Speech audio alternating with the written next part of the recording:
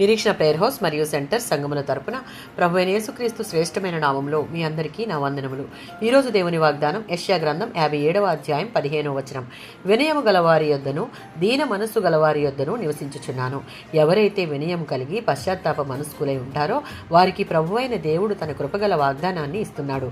ఆయన మహోన్నతమైన పరిశుద్ధ స్థలములో నివసించేవాడైనప్పటికీ వినయము గలవారి యొద్దను దీన మనస్సు గలవారి యొద్దను నివసిస్తాడు.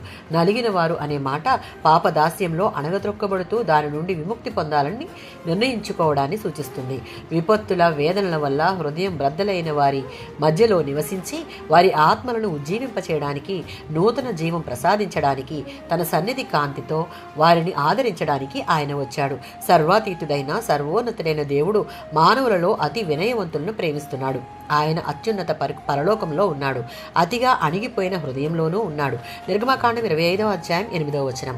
దేవుడు మనుషుల దగ్గరికి రావడం, వారితో కలిసి నివసించుటకు ఇష్టపడడం, మనుషులు దేవుని చేరుకుని శాశ్వతంగా ఆయనతో ఉండేందుకు ఒక మార్గాన్ని తయారు చేయడం, ఇదంతా పాపులమైన మన మీద ఉన్న ఆయనకున్నటువంటి ప్రేమే కారణం. 34వ సంకీర్తన 18వ చరణం.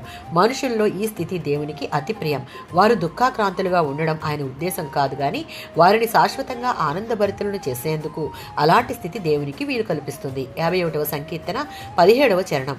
చేసిన పాపం నిమిత్తం నిజమైన పశ్చాత్తాపం, దుఃఖం కలిగితే ఆ పాపిని దేవుడు క్షమిస్తాడు, స్వీకరిస్తాడు.